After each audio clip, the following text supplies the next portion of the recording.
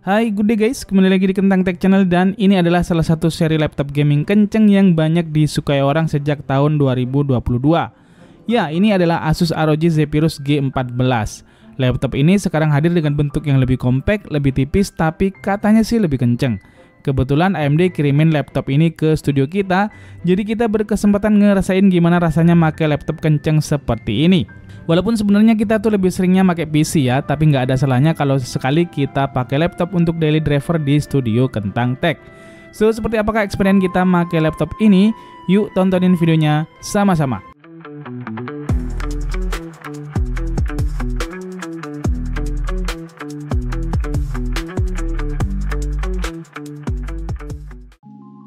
Laptop Zephyrus G14 ini sekarang tampil dengan lux yang cukup berbeda dibandingkan generasi sebelumnya.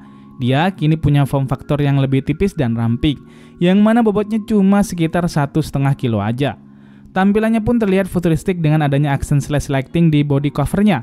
Kalau dulu kan Zephyrus tuh make animatrix, sekarang desain lightingnya itu diganti dengan LED garis-garis yang lebih simple tapi tetap keren. Secara build quality walaupun ini form factornya lebih kecil, tapi dia kerasa solid dan mantep banget. Untuk spesifikasinya sendiri, laptop ini udah pakai CPU dari AMD Ryzen, yaitu AMD Ryzen 7 7845HS, yang mana prosesor ini berbasis AMD Zen 4 dengan fabrikasi 4 nanometer. Prosesor ini udah didukung dengan dedicated AI chip yang konon katanya jadi yang pertama di prosesor x86. Kemudian prosesor AMD Ryzen-nya tadi itu ditandemin sama GPU dari kubu hijau, yakni Nvidia RTX 4050 dengan 6GB VRAM. Ya, kombinasi CPU dan GPU tersebut itu ditanamin di laptop dengan form factor setipis dan seminimalis ini. Dan ini udah masuk kelas ROG loh ya. Kemudian selanjutnya untuk memori RAM-nya, laptop ini pakai RAM LPDDR5X dengan speed 6400 MHz onboard. Dan sayangnya RAM-nya ini nggak bisa di-upgrade lagi.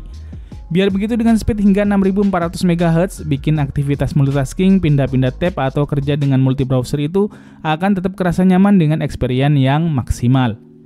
Kemudian untuk storage, laptop ini udah pakai PCIe 4.0 SSD dengan kecepatan baca yang terbilang cukup kenceng untuk ukuran laptop, yaitu di kisaran 5000 MB per second. Buat storage-nya sendiri adalah 1 TB, tapi sekali lagi sayangnya nggak bisa untuk ditambah lagi atau nggak ada opsi upgrade-nya. Mungkin karena bentuknya yang compact, jadi nggak memungkinkan untuk dikasih lagi slot PCIe tambahan. Fitur utama yang ditawarin laptop dengan prosesor AMD Ryzen 7 7845HS ini tentunya adalah teknologi Ryzen AI. Ryzen AI sendiri adalah kombinasi dari ketiga komponen yang ada di dalam laptop, yaitu GPU, CPU, dan NPU-nya. Yang mana ketiga komponen ini bekerja bersinergi menjadi AI Accelerator. Ketiga komponen ini itu bisa diatur berjalan sendiri atau bersamaan, bergantung pada kebutuhannya untuk mengerjakan suatu AI output. Dengan demikian konsumsi dayanya jadi lebih efisien, karena Ryzen AI akan mengatur mana aktivitas yang memerlukan kinerja prosesor dan NPU aja, atau membutuhkan ketiga-tiganya baik itu CPU, GPU, dan NPU-nya. Ryzen AI sendiri nantinya bisa dipakai pada lebih dari 100 AI software dari berbagai aplikasi seperti Adobe, CapCut, DaVinci, Photoshop, dan lain sebagainya. Dengan demikian kita bisa memanfaatkan teknologi Ryzen AI ini pada berbagai macam kebutuhan. Oke, sekarang kita lanjut ke bagian layarnya. Layar yang dipakai di laptop ini itu dimensinya 14 inch. Nggak cuma itu, in layar tuh udah pakai ROG Nebula Display, alias layar OLED beresolusi 3K dengan resolusi 12880 x 1800 yang udah 100% DCI-P3 dan sRGB. Ditambah lagi, layarnya udah tersertifikasi Pantone Validate dan udah support Dolby Vision HDR. Selain itu udah G-Sync kompatibel juga. Kemudian untuk refresh rate layarnya udah yang 120Hz dengan 0,2 millisecond response time. Yang menurut saya ini udah oke banget buat dipakai mainin game-game kompetitif karena dia responsif dan lebih smooth. Lanjut ke bagian keyboardnya, menurut saya nggak ada komplain ya untuk urusan kenyamanannya. Dipakai buat ngetik-ngetik biasa atau gaming-gamingan juga masih oke banget.